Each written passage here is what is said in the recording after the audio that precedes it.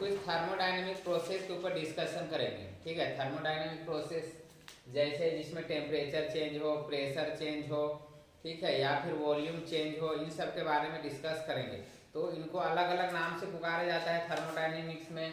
जैसे इनको क्या बोला जाता है, isothermal process, isothermal process,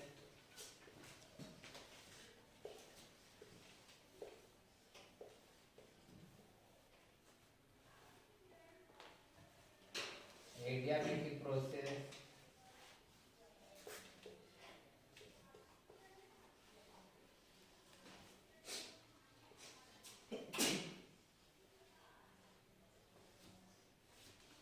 isochoric process, ठीक है, isothermal, adiabatic, isochoric, cyclic process,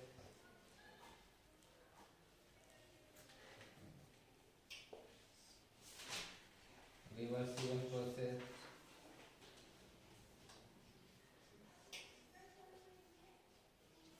और इरिवर्सिबल प्रोसेस।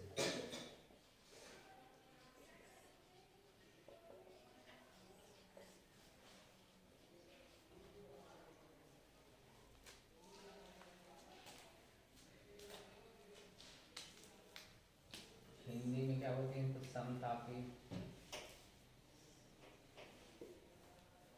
इसको रुद्धोष्म, इसको समायतन,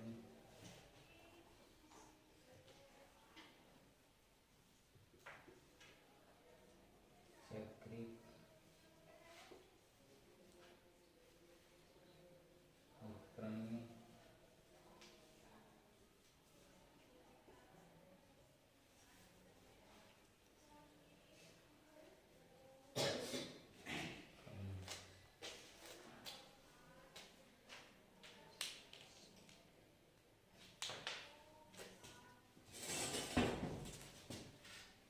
ठीक है। देखिए, तो हम देखेंगे कुछ थर्मोडायनेमिक प्रोसेस के बारे में, जैसे isothermal, adiabatic, isochoric, cyclic, reversible या इरिवर्सिबल प्रोसेस। तो सबसे पहले देखेंगे हम लोग आइसोथर्मल प्रोसेस, जिसको क्या बोला जाता है हिंदी में, समतापी प्रक्रम। ठीक है, तो नाम से ही क्लियर है, समतापी मतलब जहाँ टेम्परेचर क्या हो, सबका बराबर हो। ठीक है, उसको क्या बोला जाता है, समतापी प्रोसेस। मतलब ऐसा प्रोसेस जिसमें टेम्परेचर या तापमान क्या हो, बराबर हो, कांस्टेंट हो, ऐसे प्रोसेस को क्या बोलेंगे हम लोग, आइसोथर्मल प्रोसेस। तो इसमें टेम्परेचर चेंज कितना होता है, जीरो। टेम्परेचर चेंज कितना होगा, जीरो, मतलब वो फिक्स रहता है, स्थिर रहता है, वो चेंज नहीं होता। नाम से क्लियर है, समतापी मतलब तापमान क्या होगा, सम मतलब बराबर, वो परिवर्तन नहीं होता, चेंज नहीं होता। तो ऐसे प्रोसेस को क्या बोला जाता है, समतापी प्रक्रम, आइसोथर्मल प्रोसेस। सेकंड जाएंगे हम लोग एडियाबैटिक प्रोसेस, रुद्धोष्म प्रक्रम। ठीक है, तो कल हम देख रहे थे आइसोलेटेड सिस्टम। आइसोलेटेड सिस्टम में क्या हो रहा था, जिसमें क्या हो रहा था आइसोलेटेड सिस्टम में, मास और एनर्जी दोनों ही एक्सचेंज नहीं हो रहे थे, दोनों क्या होते थे, कांस्टेंट होते थे, चेंज नहीं हो रहे थे। तो वैसी एडियाबैटिक प्रोसेस में क्या होता है, जो हीट होता है, ठीक है, हीट जो उष्मा होता है वो चेंज नहीं रहता, नहीं होता, जितना रहता है उतने ही उतने ही रहता है। मतलब इसके लिए हम लोग क्या लिख सकते हैं, डी क्यू इक्वल टू क्या होगा, जीरो। मतलब जिसमें उष्मा परिवर्तन कितना हो, जीरो, उष्मा या हीट में परिवर्तन नहीं हो, मतलब उसको हम लोग क्या किसके बराबर लिख सकते हैं, जीरो के बराबर। तो ऐसे प्रोसेस क्या बोला जाता है, रुद्धोष्म या एडियाबैटिक प्रोसेस। थर्ड जाएंगे हम लोग आइसोकोरिक प्रोसेस, सम आयतनी। ठीक है, ये भी क्लियर है नाम से, सम आयतन मतलब जिसमें आयतन या वॉल्यूम चेंज क्या हो, बराबर। तो ऐसा प्रोसेस या ऐसा प्रक्रम जिसमें क्या हो, उसके आयतन या वॉल्यूम चेंज क्या हो जाए, बराबर हो, मतलब वॉल्यूम में चेंजेस नहीं हो, बराबर हो, जीरो के बराबर हो। तो इसको क्या लिख सकते हैं हम लोग, D V equal to zero. ठीक है, ऐसा प्रोसेस, ऐसा थर्मोडायनेमिक प्रोसेस जिसमें किसी भी सिस्टम का जो वॉल्यूम चेंज हो, वो क्या हो, जीरो हो, मतलब वॉल्यूम में चेंज नहीं के बराबर हो। अगला साइक्लिक प्रोसेस, साइक्लिक मतलब चक्रीय। जैसे मान लो कोई इनिशियल स्टेट से शुरू हो रहा है और उसी स्टेट में वापस आ जा रहा है। जैसे तुम देखते हो, जैसे मान लिया हम एक एग्जांपल देखते हैं। जैसे सपोज कोई पहले पानी था, ठीक है, पानी था, अब उसको जमाओगे तुम, अब उसको तुम फ्रीजिंग करोगे, जमाओगे, तो किसमें चेंज होता है, बर्फ में। पानी किसमें चेंज होता है, बर्फ में, ठीक है। अब फिर से बर्फ को तुम क्या करोगे, मेल्ट करोगे। क्या करोगे, हम मेल्ट करोगे या इसको थोड़ा टेम्परेचर दोगे, तो फिर से किसमें चेंज हो जाता है, वाटर में। बर्फ किसमें चेंज हो, पानी में। मतलब एक तरह से क्या हो गया, साइक्लिक हो गया। ये यहाँ चेंज हुआ, लेकिन घूम फिर के फिर पहले जैसे था वैसे वापस आ गया। तो ऐसा प्रोसेस जिसमें इनिशियल और फाइनल स्टेट, ठीक है, चेंज होने के बाद सेम वापस लौट आता है अपने प्रारंभिक स्टेट में। ऐसे प्रोसेस क्या होते हैं, साइक्लिक स्टेट। साइक्लिक स्टेट मतलब समझ में आया कि नहीं? एक फॉर्म से दूसरे फॉर्म में चेंज हो, लेकिन पुनः वापस आ जाए अपने जैसे स्टार्टिंग में जिस स्टेट में था वैसे वापस आ जाए, उसको क्या बोला जाता है, साइक्लिक प्रोसेस। अगला देखें हम लोग, रिवर्सिबल और इरिवर्सिबल। ये दोनों बहुत ज़्यादा इंपॉर्टेंट है, अलग से एग्जाम में भी पूछा जाता है। दोनों को भी अंतर लिखिए, रिवर्सिबल और इरिवर्सिबल प्रोसेस। तो यह नाम से क्लियर है, रिवर्सिबल मतलब उत्क्रमणीय और इरिवर्सिबल मतलब अनुत्क्रमणीय। तो क्या होता है रिवर्सिबल प्रोसेस? रिवर्सिबल प्रोसेस जो मतलब साइक्लिक जैसे जो अपनी प्रारंभिक अवस्था में क्या हो जाए, वापस लौट आए। रिवर्सिबल मतलब क्या हो, जैसे ए से मान लो सपोज सी बनाया, सी से फिर से ए बना लिया, ठीक है। तो ये पहले भी था, अब सी में चेंज होने के बाद फिर से वापस ए में आ गया। तो ऐसे प्रोसेस क्या कहलाते हैं, रिवर्सिबल। और इरिवर्सिबल प्रोसेस, एक बार जो चेंज हुआ वो दोबारा वापस नहीं लौट सकता, वो क्या कहलाएगा, इरिवर्सिबल प्रोसेस, ठीक है। जैसे एग्जाम्पल के रूप में देखें तो हमारे नेचर में, ठीक है, अगर देखा जाए तो जितने भी होने वाले प्रोसेस हैं वो सभी के सभी कौन से प्रोसेस हैं, कौन से प्रोसेस हैं, इरिवर्सिबल, ठीक है, इरिवर्सिबल प्रोसेस। जैसे फॉर एग्जांपल देखो, जैसे अभी हमारे अपने दैनिक जीवन में देखें या हमारे आसपास जितने भी हमारे नेचर में, प्रकृति में जितने भी होने वाली घटनाएं हैं, सब के सब किस प्रोसेस के अंतर्गत आती है, इरिवर्सिबल। जैसे हम एग्जाम्पल के रूप में देखें, जैसे हम अभी हमारा एज बढ़ रहा है, ठीक है, हम बड़े हो रहे हैं, तो अब हम फिर से चाहते हैं, कोई चाह रहा है कि फिर से हमारा उम्र 10 साल हो जाए, तो पॉसिबल है, वापस नहीं लौट सकते।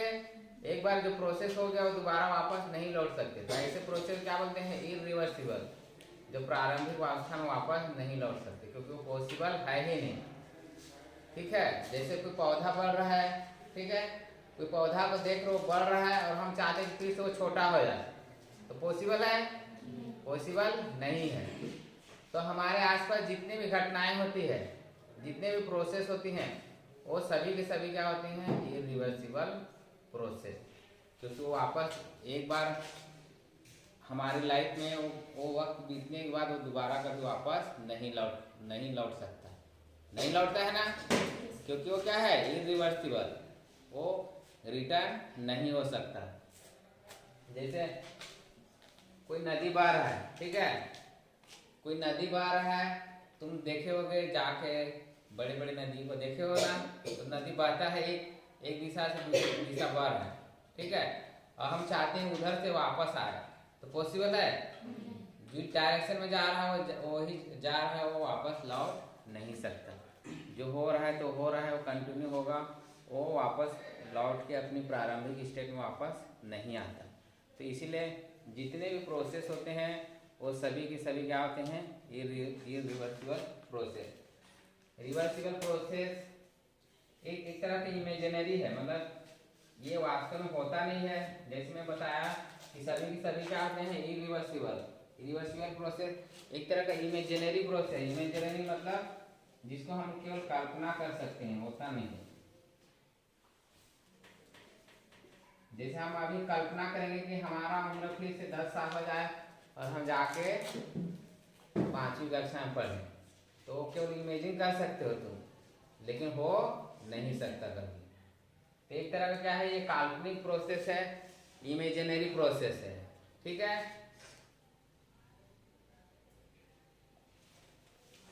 और इसको दूसरा क्या बोल सकते हो, एक तरह का आइडियल प्रोसेस है। आइडियल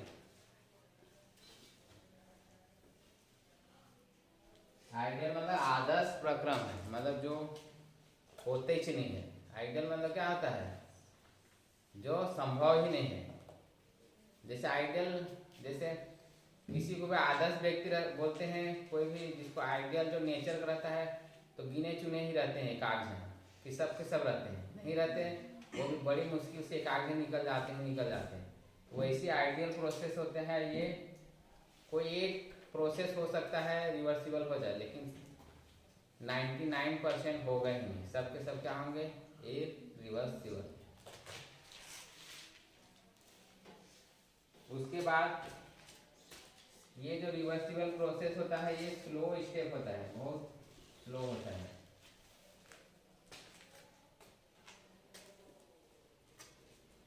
अब रिवर्सिबल की बात करेंगे तो रिवर्सिबल क्या होगा, इमेजिनरी नहीं होगा, ये क्या होगा, रियल प्रोसेस होगा, ये वास्तव में होता है। ये नॉन आइडियल प्रोसेस होता है।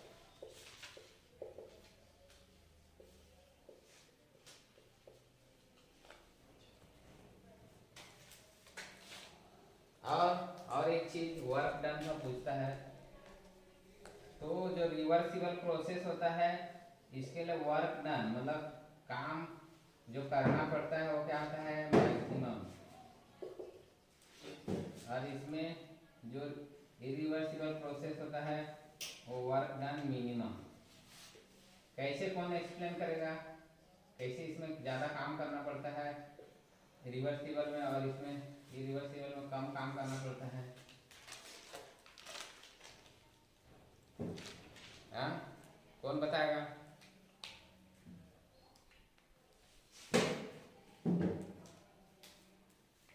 जैसे देखो, हम पहले रिवर्सिबल प्रोसेस, इरिवर्सिबल प्रोसेस की बात करें, इसके लिए हमको ज़्यादा काम करने की आवश्यकता नहीं पड़ती, ठीक है। जैसे मान लिया जाए कोई नदी बह रहा है, जिसकी दिशा है पूर्व से पश्चिम बह रहा है, तो बहेगा ही, उसके लिए हमको काम करने की आवश्यकता नहीं है कि तुम कुछ कर रहे हो तो बह रहा है, वो अपने से बह रहा है, तुमको कुछ करने की आवश्यकता बिल्कुल नहीं है। लेकिन अब तुम चाह रहे हो कि वो पूर्व से पश्चिम बह रहा है, अब तुम चाह रहे हो पश्चिम से पूर्व बहे, ठीक है, मतलब तुम उसको क्या बनाना चाह रहे हो, रिवर्सिबल बनाना चाह रहे हो, ठीक है। तो तुमको काम कितना करना पड़ेगा, बहुत ज़्यादा, और कितना भी कर लो पॉसिबल है ही नहीं। तो जैसे बहुत ज़्यादा बांध बनाते हैं, उसकी दिशा चेंज करने के लिए, मतलब काम बहुत ज़्यादा करना पड़ रहा है कि नहीं, उसकी दिशा चेंज करने के लिए, तो इसीलिए इसमें वर्क डन करना बहुत मैक्सिमम करना पड़ता है। वो मतलब इस प्रोसेस के लिए बहुत ज़्यादा क्या करना पड़ता है, काम करना पड़ता है, तभी वो रिवर्सिबल में चेंज हो सकता है, ठीक है। जैसे अभी तुम ही जैसे चाह रहे हो, तुम्हारा एज बढ़ने के लिए तुमको कुछ नहीं करना पड़ रहा है, वो तो अपने आप बढ़ते जा रहा है, तुमको कुछ करना नहीं पड़ रहा बढ़ाने के लिए। लेकिन अब तुम चाहते हो कि हमारा एज वापस लौट आए, ठीक है, वापस लौट आए, 5 साल फिर से हो जाए या 10 साल फिर से हो जाए, तो तुमको बहुत ज़्यादा काम करना पड़ेगा, दिमाग लगाना पड़ेगा, कुछ भी करना पड़ेगा। पॉसिबल तो है ही नहीं क्योंकि ये इमेजिनरी है, लेकिन तुमको काम बहुत ज़्यादा करना पड़ेगा। लेकिन जो चीज़ें अपने आप हो रही है, इरिवर्सिबल है, उसके लिए तुमको काम करने की आवश्यकता नहीं है, इसलिए इसमें वर्क डन क्या होता है, मिनिमम, मतलब काम करने की आवश्यकता इसमें ज़्यादा नहीं पड़ती। समझ गए ना? रिवर्सिबल क्या है और इरिवर्सिबल के ये जनरली 6 टाइप के थर्मोडायनेमिक प्रोसेस होते हैं।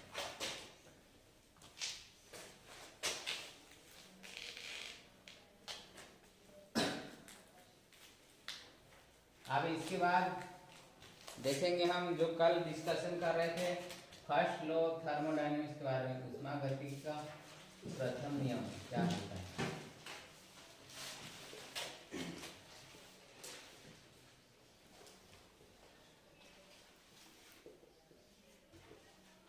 ऊष्मागतिकी का प्रथम नियम। तो क्या होता है, कल बताया था, बताओ। ऊष्मागतिकी का नियम क्या होता है, क्या बताया था कल? हाँ, क्या बताया था जी?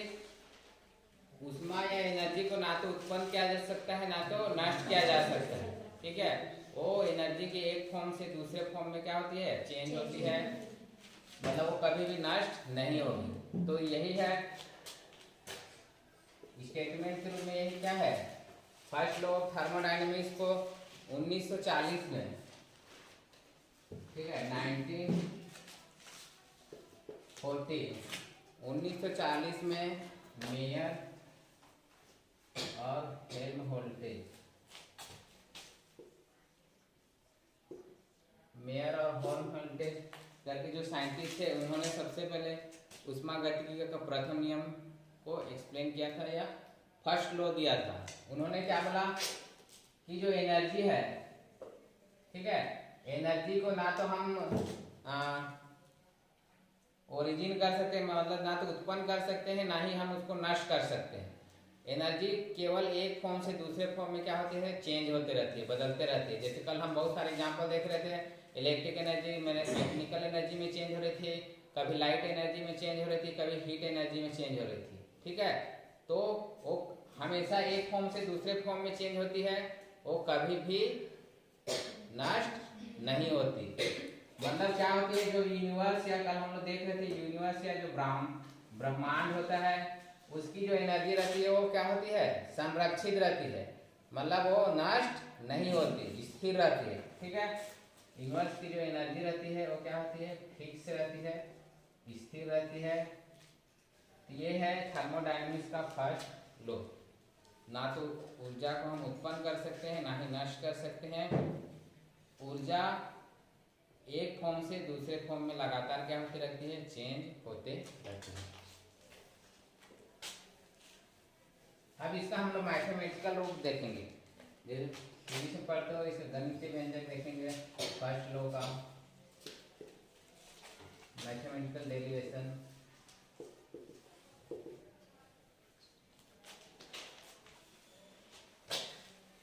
तो मान लिया जाए कोई सिस्टम है, ठीक है, मान लिया ये कोई सिस्टम दिया गया है। अब इस सिस्टम की जो प्रारंभिक या जो इनिशियल अवस्था, जो प्रारंभिक अवस्था है, ठीक है, कोई सिस्टम दिया है, स्टार्टिंग में उसकी प्रारंभिक ऊर्जा, उसकी इनिशियल एनर्जी कितना दिया है, E1। उसकी इंटरनल एनर्जी प्रारंभिक अवस्था में कितना दिया है, E1। ठीक है, अब कुछ समय बाद वो सिस्टम Q उष्मा को अवशोषित कर रहा है। कितनी उष्मा अवशोषित कर रहा है, Q उष्मा अवशोषित कर रहा है। अब इसकी इंटरनल एनर्जी क्या हो जा रही है, E2। क्या हो जा रही है, E2।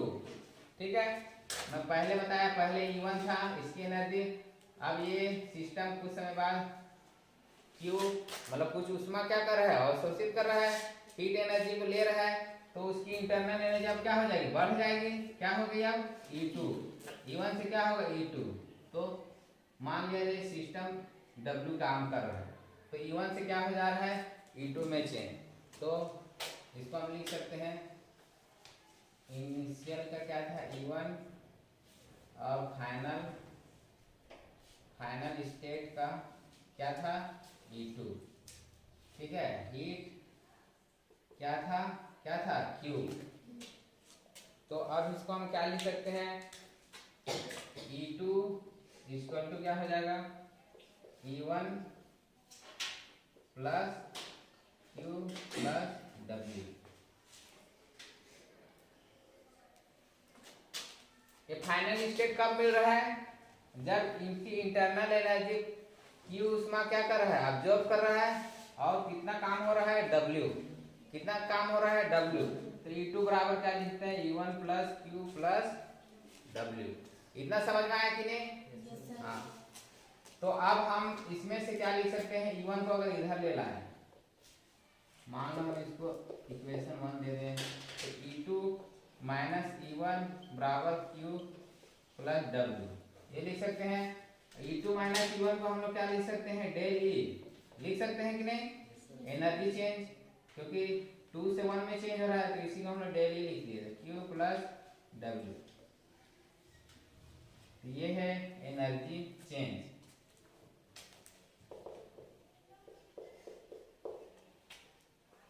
ठीक है, डेल ई इक्वल टू मिल गया तुमको क्यू प्लस डब्ल्यू, या इसको u की वैल्यू अगर यहाँ से निकालेंगे क्या लिख सकते हैं, q equal to del E minus क्या हो जाएगा w, इसका मान निकालेंगे तो ये क्या हो जाएगा, इधर आ जाएगा तो क्या हो जाएगा, ये माइनस में डेल ई माइनस w। तो इतना तो तुमको लिख के दिखाना पड़ेगा।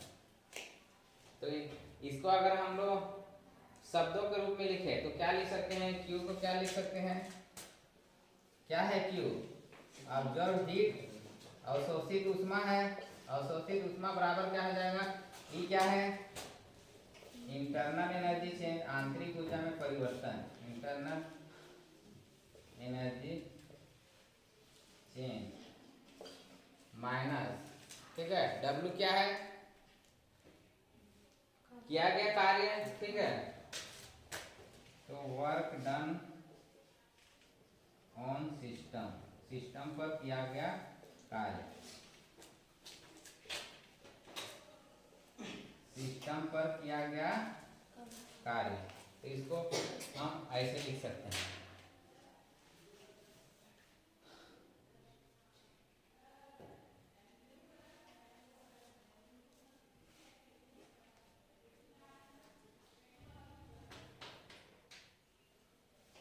ठीक है, यहाँ हो गया इतना तक।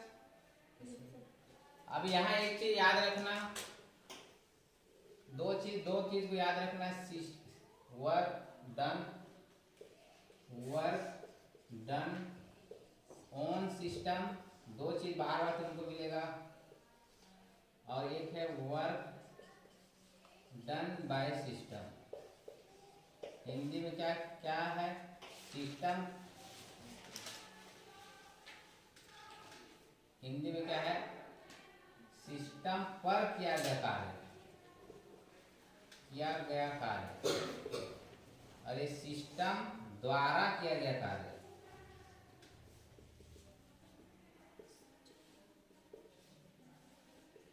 ठीक है, दोनों अलग अलग चीज है, एक बार सिस्टम काम कर रहा है, एक सिस्टम पर काम हो रहा है। ठीक है, जैसे देखो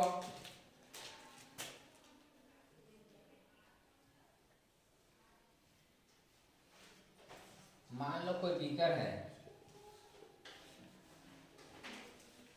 ठीक है, कोई बीकर है, ठीक, अब इसको हम लोग ढक दिए हैं, ठीक है, अब ऊपर से हम लोग दाब लगा रहे हैं, पिस्टन लगा के ऊपर से हम लोग दाब लगा रहे हैं, मतलब उसको ऐसे दबा रहे हैं, पानी है उसको दबा रहे हैं, ठीक है, ऊपर से दबा रहे हैं, मतलब किस पे काम हो रहा है, ये सिस्टम है, अब हम ऊपर से दाब लगा रहे हैं, मतलब किस पे काम कर रहे हैं, सिस्टम पे, सिस्टम को दबा रहे हैं, मतलब सिस्टम पर काम कर रहे हैं। ठीक है, लेकिन एक ऐसा कंडीशन आएगा, ये सिस्टम ऊपर जा रहा है, उबलते हुए ऊपर जा रहा है सिस्टम, ठीक है, ये ऊपर से ढका नहीं है, ढका रहता है, पानी उबलते उबलते ऊपर का ढक्कन को खोल देता है कि नहीं, ये अभी सिस्टम काम कर रहा है, तो दोनों अलग अलग चीज है, इसलिए याद रखना, ये सिस्टम पर काम कर रहे हैं हम लोग, दबा रहे हैं हम लोग, सिस्टम को दबा रहे हैं, तो सिस्टम पर काम कर रहे हैं, लेकिन ये सिस्टम खुद काम कर रहा है अपने से, तो ये क्या करेंगे, सिस्टम द्वारा किया गया कार्य। तो ये हम लिखे हैं work done on system, system पर काम कर रहे हैं। ठीक है, लेकिन अगर इसी इक्वेशन को हम लोग किसके लिए लिखें, इफ यदि किसके लिए लिखें, work done, if work done by system, system के द्वारा किया गया कार्य के लिए अगर हम लोग इसी समीकरण को लिखेंगे तो क्या लिखेंगे, del E equal to Q minus W. देखो ये प्लस में था, अगर सिस्टम पे काम करेंगे तो हमेशा किस में आएगा, प्लस में, लेकिन जब सिस्टम काम करेगा तो किस में आ जाएगा, माइनस में। तो ये माइनस में हो जाएगा। अब इसके लिए क्यू की वैल्यू निकालोगे तो क्यू की वैल्यू क्या हो जाएगा, डेल ई प्लस क्या होगा, डब्ल्यू। तो इतना तो तुमको लिखना पड़ेगा। Equation number 4, equation number 5।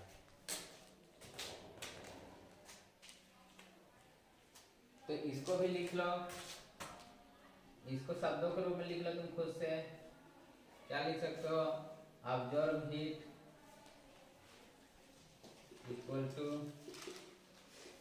Internal energy change plus work done by system.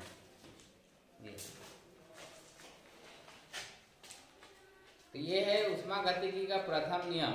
ऊष्मागतिकी का फर्स्ट लॉ ऑफ थर्मोडायनेमिक्स क्या होता है, del E equal to Q plus W. मतलब जितना इंटरनल एनर्जी चेंज होगा वो उसके काम या वर्क और हीट या ऊष्मा के बराबर होता है।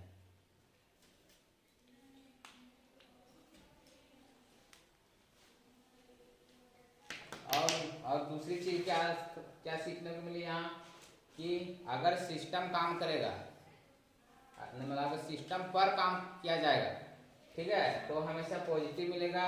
लेकिन अगर सिस्टम के द्वारा कार्य होगा तो हमेशा वो किस में मिलेगा, नेगेटिव में। तो ये है फर्स्ट लॉ ऑफ थर्मोडायनेमिक्स।